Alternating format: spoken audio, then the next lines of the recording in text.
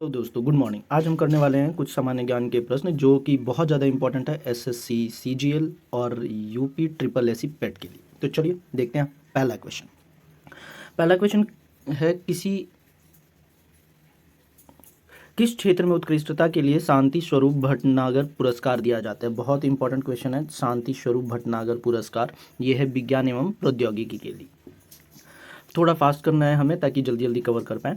हिंदी में लिखी गई प्रसिद्ध पुस्तक राग दरबारी, बहुत इंपॉर्टेंट क्वेश्चन, बहुत बार एग्जाम में पूछा गया। राग दरबारी किसने लिखी है? श्रीलाल शुक्ल ने लिखी है। विलास वस्तुओं में क्रय के लिए बैंकों द्वारा किस प्रकार का ऋण दिया जाता है? यह है उपभोक्ता ऋण। सुश्री हेली थोनिंग सिमडट किस देश की पहली प्रधानमंत्री हैं? ये पहली महिला प्रधानमंत्री हैं डेनमार्क की। पुस्तक last man in the tower के लेखक कौन है? ये है अरविंद अडिगा। अरविंद अडिगा बहुत ही फेमस राइटर है, इनकी बहुत सारी बुक्स इंपॉर्टेंट है तो उसे भी हमें याद रखना है। यूनेस्को ने निम्नलिखित में से किस दिन को अंतर्राष्ट्रीय साक्षरता दिवस घोषित किया? अंतर्राष्ट्रीय साक्षरता दिवस, जो कि बहुत ही इंपॉर्टेंट है तो इसको भी हमें करना है अंतर्राष्ट्रीय साक्षरता दिवस को।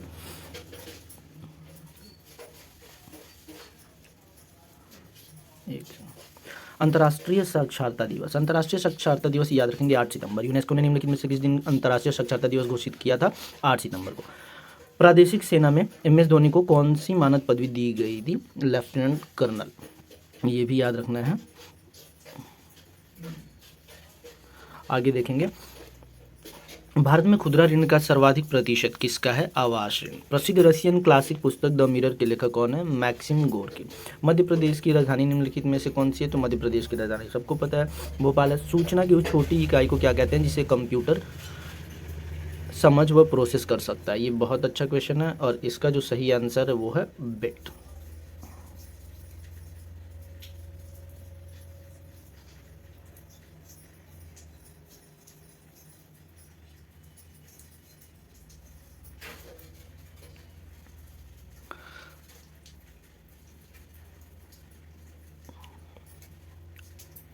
चलिए अगला क्वेश्चन। मॉनिटर का डिस्प्ले आकार कैसे मापा जाता है? ये है डायगोनली।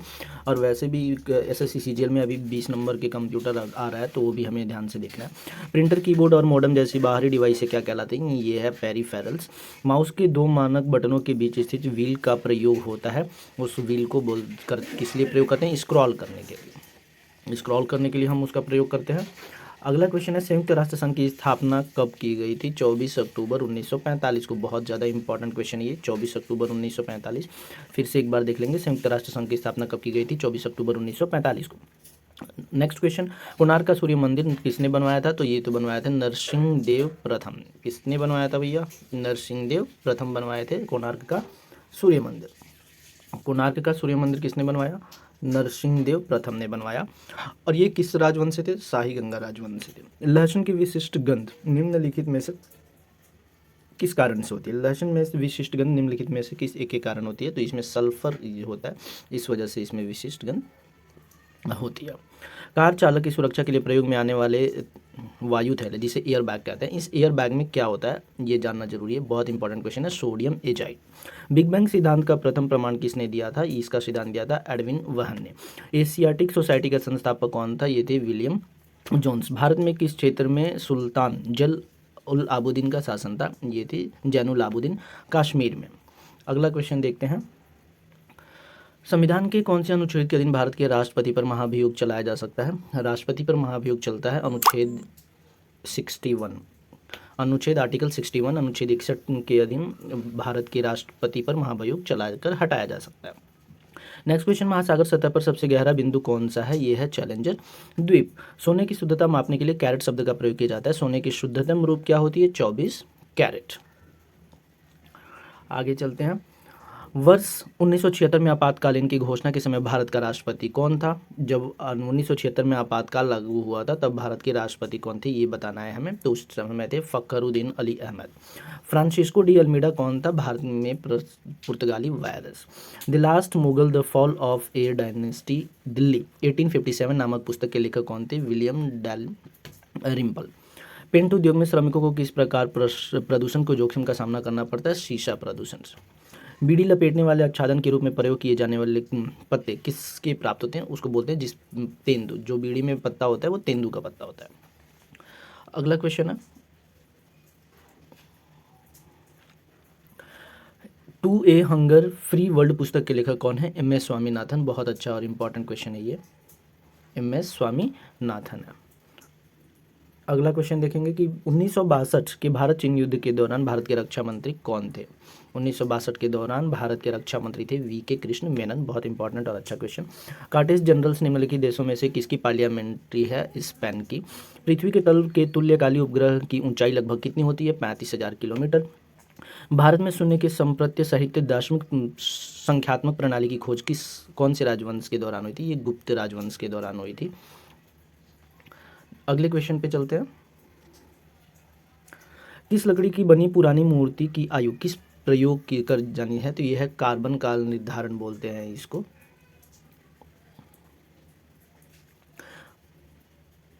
कौन सा एक विटामिन अमरूद में प्रचुर मात्रा में मिलता है? अमरूद में आपको मिलता है vitamin C. Conquest of self पुस्तक के लेखक कौन है? इसके लेखक है महात्मा गांधी। भारत के संविधान के किस अनुसूची में वे 3 सूचियां हैं जो संघ और राज्यों के बीच शक्तियों का विभाजन करती हैं? 7वीं अनुसूची, जहां पे संघ और राज्य के शक्तियों के बीच में बंटवारा है। एशियाई खेल 2014 में कहाँ हुए थे? ये इचियान में, आपको याद रखना है। स्फिग्नोमैग्नोमीटर से क्या नापा जाता है? ये बहुत इंपॉर्टेंट क्वेश्चन है। स्फिग्नोमैग्नोमीटर कई बार आया हुआ है। रक्तदाब का मतलब ब्लड प्रेशर, और इसमें जो सबसे कम 80 और 120 का अनुपात आपको याद रखना है। चलिए अगला क्वेश्चन देखते हैं। महान लॉन टेनिस खिलाड़ी बॉर्न बॉग किस देश का है? यह है स्वीडन के हैं। वर्ष 2011 की जनगणना के अनुसार विश्व की कुल जनसंख्या भारत की हिस्सेदारी कितने प्रतिशत की है? ये है 17.5% की। 1939 में कांग्रेस की अध्यक्षता हेतु महात्मा गांधी ने किसे सुभाष चंद्र बोस के विरुद्ध नामित किया था? यह है पट्टाभी सीतारामैया।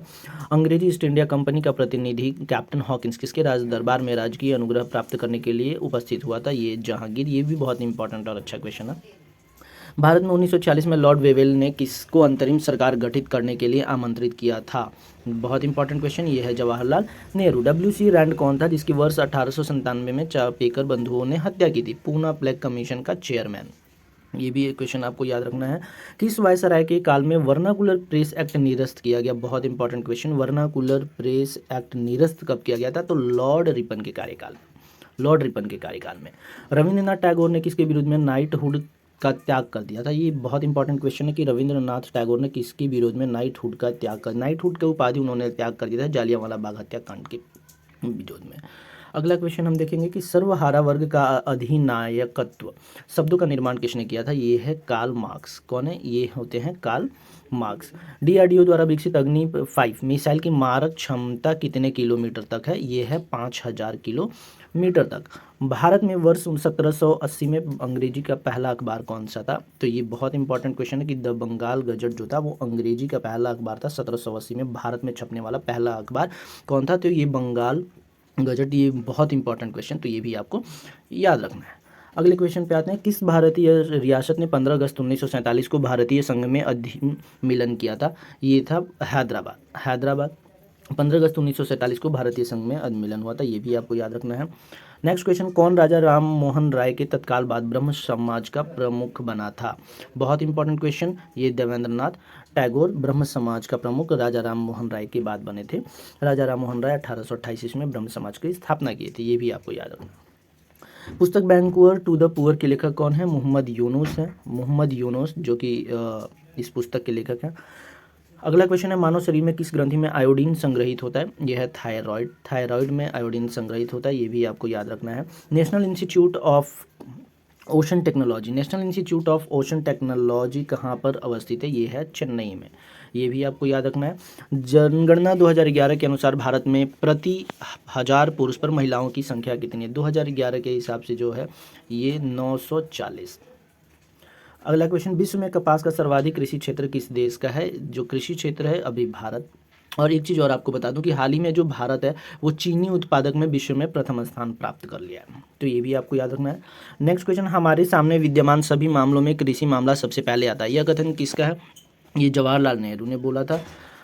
अगला क्वेश्चन है कि अजलान शाह हॉकी टूर्नामेंट, सबसे पहली चीज़ तो इसमें यही है कि अजलान शाह किस चीज़ का टूर्नामेंट है, तो ये है हॉकी का टूर्नामेंट। यही सबसे इंपॉर्टेंट क्वेश्चन है कि अजलान शाह किस चीज़ का टूर्नामेंट है, हॉकी का टूर्नामेंट। और ये मेज़बानी कौन सा देश करता था, तो यहाँ पे मलेशिया। लेकिन आपको ये चीज़ ना ध्यान रख के अभी सिर्फ ये याद रखना है कि अजलान शाह का जो हॉकी कप टूर्नामेंट है वो किससे रिलेटेड है, कौन से खेल से रिलेटेड है, तो ये है हॉकी से रिलेटेड, आपको इतना याद रखना है।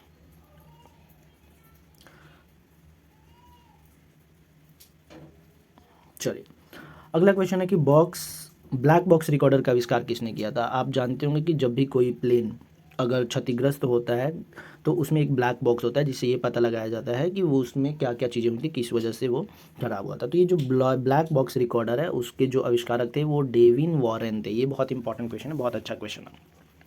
अगला क्वेश्चन है अमृतसर की संधि निम्नलिखित में से किसके और महाराजा रंजीत सिंह के बीच संपादित हुई थी। अमृतसर में जो संधि हुई थी वो लॉर्ड मिंटो और महाराजा रंजीत सिंह के बीच हुई थी। तो ये भी आपको याद रखना है। भारत के संविधान के अनुच्छेद 371 के संदर्भ में निम्नलिखित में से किस राज्य के राज्यपाल का राज्य के कानून एवं व्यवस्था के विषय में विशेष उत्तरदायित्व है, ये है नागालैंड। अगला क्वेश्चन है राजभाषा किस मंत्रालय के अधीन आता है, तो राजभाषा जो होता है वो गृह मंत्रालय के अंदर आता है और राजभाषा अनुच्छेद 351 के अंतर्गत आता है, ये भी आपको याद रखना है। आर्टिकल से रिलेटेड क्वेश्चन हर एग्जाम में आते हैं और अभी तो इस गवर्नमेंट के हिसाब से अगर देखिए तो राजभाषा बहुत ही इंपॉर्टेंट क्वेश्चन है, क्योंकि हिंदी में कार्य करना यानी बहुत ज़्यादा इंपॉर्टेंट है। अगला क्वेश्चन कुन्नूर का पर्वतीय स्टेशन किस राज्य में है। कुन्नूर बहुत इंपॉर्टेंट क्वेश्चन है, तो ये भी आपको याद रखना है कि कुन्नूर का जो पर्वतीय स्टेशन है ये है तमिलनाडु में। किस राज्य में रंगनाथिट्टू पक्षी अभ्यारण्य स्थित है, ये है कर्नाटक में, ये है कर्नाटक में। किसके कारण कुहासा होता है, अगला क्वेश्चन कुहासा होता है संघनन के कारण, ये भी इंपॉर्टेंट क्वेश्चन है। चलिए नेक्स्ट क्वेश्चन पे आते हैं हम। नेक्स्ट क्वेश्चन है भारत के किस राज्य में कुल भू क्षेत्र का अधिकतम वन क्षेत्र है। भारत में किस राज्य में कुल भू क्षेत्र का अधिकतम वन क्षेत्र है, ये है अरुणाचल प्रदेश में। नेक्स्ट क्वेश्चन किस नदी के किनारे नासिक शहर स्थित है, बहुत इंपॉर्टेंट क्वेश्चन, नदी से रिलेटेड आपको एक क्वेश्चन देखने को मिलेगा। ये है गोदावरी नदी के किनारे, लखनऊ है गोमती नदी के किनारे, सूरत ये है नर्मदा नदी के किनारे। तो ऐसे बहुत सारे जो शहर हैं, पटना गंगा नदी के किनारे, आपको बहुत सारी चीज़ें याद रखनी है। दिल्ली जो है यमुना नदी के किनारे स्थित है। अगला क्वेश्चन स्वतंत्र भारत के चौथे राष्ट्रपति कौन थे। चौथे राष्ट्रपति कौन थे, ये है वीवी गिरी। लेकिन मैं यहाँ पे बोलूँगा कि चौथे ना याद करके आपको याद होना चाहिए कि एपीजे अब्दुल कलाम जो हैं वो कौन से नंबर के राष्ट्रपति थे। प्रतिभा देवी सिंह पाटिल जो राष्ट्रपति थी, पहली महिला राष्ट्रपति, वो कौन से नंबर की थी। और अभी जो द्रौपदी मुर्मू राष्ट्रपति हैं, जो भारत की दूसरी महिला राष्ट्रपति, वो कौन से नंबर की राष्ट्रपति हैं। तो ये अभी याद करके आपको चलना है। किस वर्ष में सूचना का अधिकार अधिनियम प्रभावी है, बहुत इंपॉर्टेंट और अच्छा क्वेश्चन है। सूचना का अधिकार अधिनियम यानी आरटीआई जो एक्ट है ये है 2005 का। अगला क्वेश्चन है किस भारतीय राज्य को पोलो खेल का उद्गम माना जाता है। जो पोलो खेल का उद्गम है वो मणिपुर का मानते हैं। किस उच्च न्यायालय में भारत में बंद आयोजित करने वाली पहली बार अवैध घोषित किया गया था। पहली बार अवैध जो घोषित किया केरल उच्च न्यायालय से। योजना आयोग के प्रथम अध्यक्ष कौन थे। योजना आयोग के प्रथम अध्यक्ष पंडित जवाहरलाल नेहरू थे। योजना आयोग का अध्यक्ष हमेशा से जो प्रधानमंत्री होते हैं वही योजना आयोग के अध्यक्ष होते हैं। अभी योजना आयोग के जगह पे नीति बन गया, NITI नीति, national institute of transforming India इसका फुल फॉर्म है। ये भी आप याद रखिए कि national institute of transforming India. और इसके जो अभी अध्यक्ष हैं, जैसा कि मैंने बताया प्रधानमंत्री होते हैं, तो अभी जो इसके अध्यक्ष हैं वो हैं नरेंद्र मोदी। अगला क्वेश्चन है कि उत्तर पूर्वी रेलवे का मुख्यालय कहाँ स्थित है। उत्तर पूर्वी रेलवे का मुख्यालय जो है वो है गोरखपुर में। भारतीय राष्ट्रीय कांग्रेस की स्थापना के समय कौन भारत का वायसराय था, ये थे लॉर्ड डफरिन।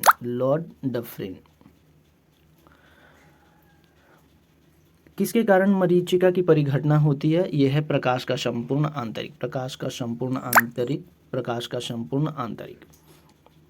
आंतरिक परिवर्तन।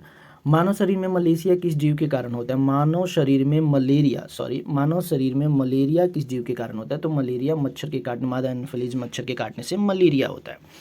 व्यायाम के दौरान मानव शरीर में पसीना आना किस प्रकार का होना इंगित करता है, यह है पराशरण नियमन के कारण, जब हम एक्सरसाइज करते हैं तो पसीना आता है। सबसे ज़्यादा इंपॉर्टेंट क्वेश्चन अभी है कि किसके कारण दूध दही में परिवर्तित हो जाता है, यानी दूध से दही का जमना, ये एक जीवाणु होता है जिसके कारण से लैक्टोबैसिलस जिसका नाम जिसका नाम है, इसके कारण दूध से दही में परिवर्तित हो जाता है। अगला क्वेश्चन देखेंगे, मानव हृदय में कौन सा प्रकोष्ठ पूर्णतः ऑक्सीजनीकृत रक्त को महाधमनी में और वहाँ से पूरे शरीर में भेजता है?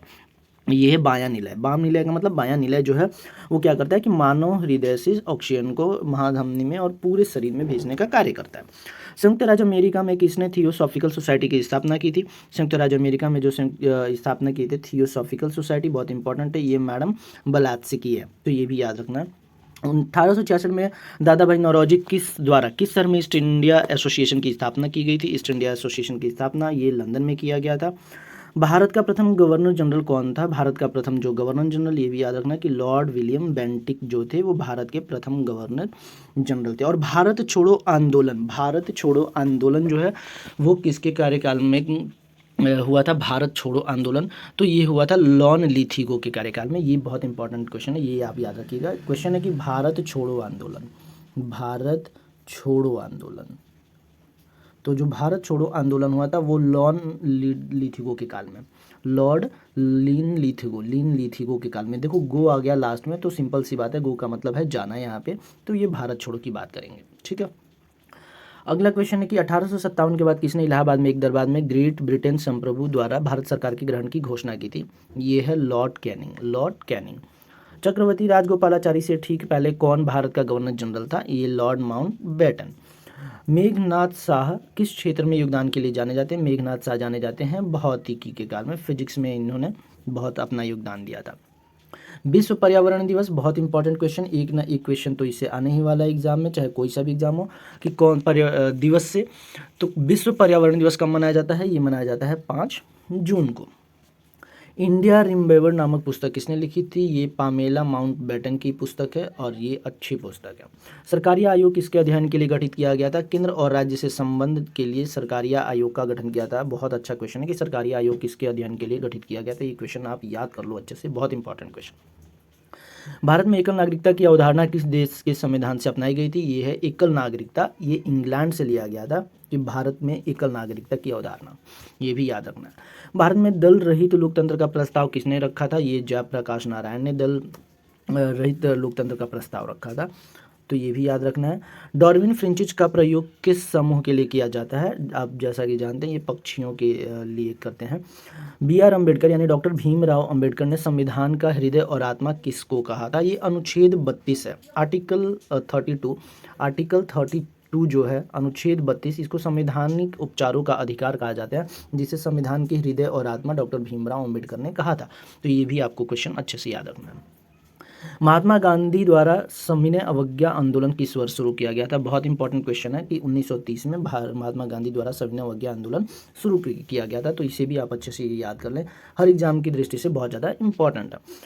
फाहियान किसके शासनकाल में भारत आया? फाहियान आया था चंद्रगुप्त द्वितीय के कार्यकाल में भारत आया था। नेक्स्ट क्वेश्चन, 1651 में मुगलों द्वारा भारत में किस स्थान पर ईस्ट इंडिया कंपनी को व्यापार करने और फैक्ट्री बनाने की अनुमति दी गई थी?